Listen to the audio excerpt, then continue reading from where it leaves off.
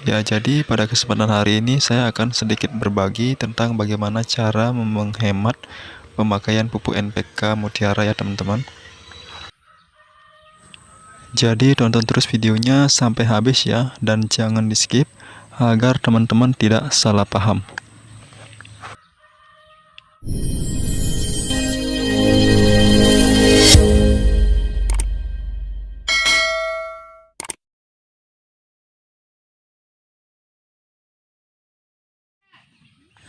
Ya, jadi bahannya sudah di hadapan kita ya.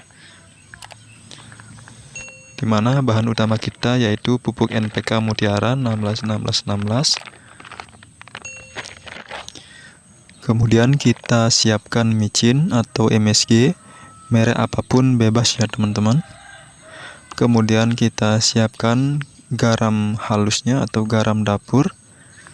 Kemudian kita siapkan bawang merah 1 siung saja teman-teman. Dan yang terakhir kita siapkan air bersih ya, kalau saya menggunakan air hujan teman-teman.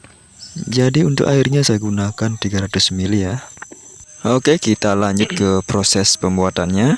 Jadi pertama-tama kita iris dulu ya bawang merahnya. Jadi tak lupa kita mengupasnya teman-teman. Jadi bawang merah ini berfungsi sebagai zat perangsang tubuh ya. Jadi kita wajib menggunakan bawang merah ya untuk membantu maupun baik itu menghemat penggunaan pupuk NPK Mutiara dan juga menggunakan pupuk KNO3 ya maupun MKP teman-teman.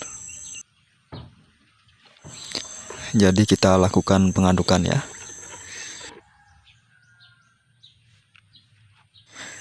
Jadi selanjutnya kita masukkan garam dapurnya ya. Saya biasa gunakan garam halus teman-teman untuk pencampurannya. Jadi jika teman-teman tidak menyediakan garam halus, bisa gunakan garam kerosok ya. Jadi selanjutnya kita masukkan micin ya, atau MSG, jadi merek apapun bebas ya teman-teman. Jadi saya gunakan 1 sendok yang kecil seperti itu. Jadi jika kita gunakan sendok makan, cukup kita gunakan ujungnya saja teman-teman sebagai takarannya. Oke, jadi selanjutnya kita lakukan pengadukan agar tercampur dan terurai secara merata teman-teman. Kemudian kita masukkan bahan utama kita yaitu pupuk Mutiara NPK 16-16-16 sebagai pupuk yang kita gunakan untuk menghemat penggunaannya ya. Jadi kita masukkan 1 sendok makan penuh ya. Untuk campuran air 300 ml ya. Jadi kita masukkan saja pupuk yang kita gunakan. Jadi selanjutnya kita aduk sampai merata teman-teman, agar NPK yang kita gunakan terurai secara merata ya.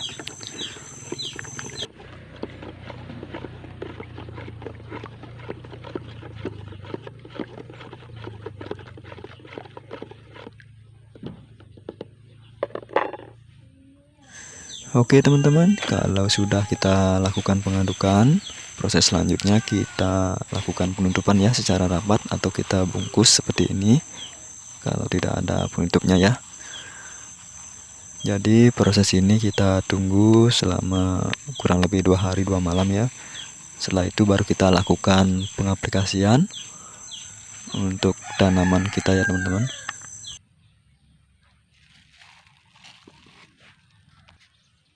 Jadi agar kita tidak bingung dan lupa akan proses pembuatannya, jadi sebaiknya saya tulis seperti ini ya, karena saya membuat racikan fermentasi pembuatan pupuk lumayan banyak ya, jadi sengaja saya tulis seperti ini agar mempermudah saya mengingatnya teman-teman.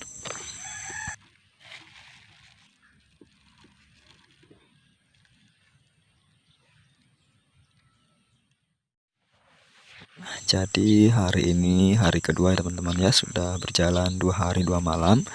Jadi pupuk yang kita buat kemarin jadi sudah berjalan 2 hari ya. Jadi saatnya kita lakukan pengaplikasian ke tanaman kita ya.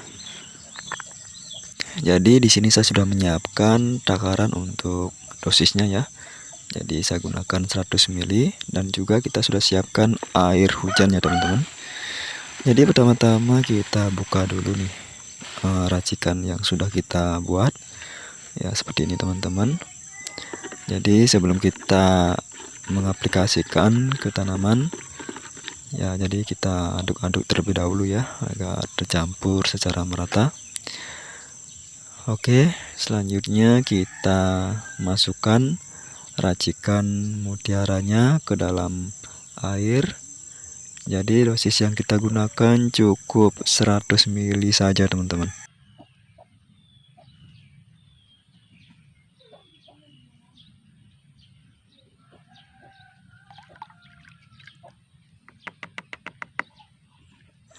Jadi ini ada sisa 200 ml ya. Dan nantinya akan saya lakukan pengaplikasian ke tanaman yang lain ya. Jadi setelah kita masukkan 100 ml ke dalam air 2 liter ya, selanjutnya kita aduk sampai merata. Dan penggunaan racikan NPK Mutiara 16 siap kita aplikasikan ke setiap tanaman yang kerdil ya. Dan jenis tanaman apapun kita bisa lakukan pengaplikasian ya. Jadi di hadapan kita ini adalah tanaman ceri ya, atau bibit ceri. Jadi saya langsung saja menyiramnya seperti ini teman-teman. Jadi kita gunakan 120 ml ya untuk satu tanaman ya. Jadi ini adalah bibit mangga. Jadi saya lakukan pengocoran juga ya.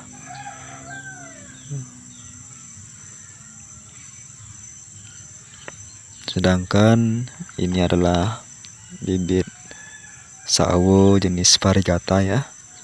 Jadi tetap saya lakukan pengocoran.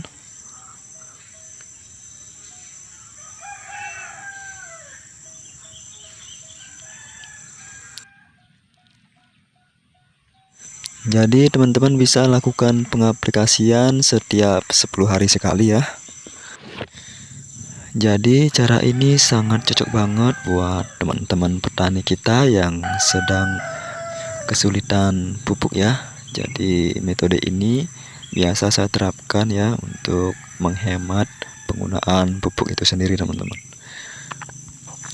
Apalagi pupuk sekarang tidak ada yang murah ya. Jadi kalau bukan kita yang kreatif dan inovatif, siapa lagi teman-teman ya. Karena ini juga demi kepentingan petani kita semua dan juga kesejahteraan kita bersama ya.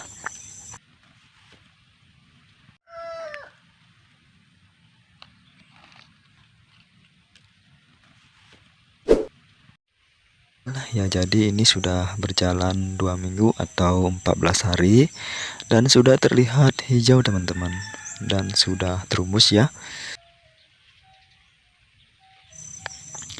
Kemudian bibit mangga juga terlihat sudah hijau ya, seperti ini teman-teman. Ini juga sawo jenis variegata sudah terlihat benar-benar sehat. Selanjutnya ini tanaman jambu kristal ya. Jadi sudah terlihat mengeluarkan pentil buah seperti ini teman-teman ya. Kemudian kita lihat lagi ke tanaman bibit jeruk ya.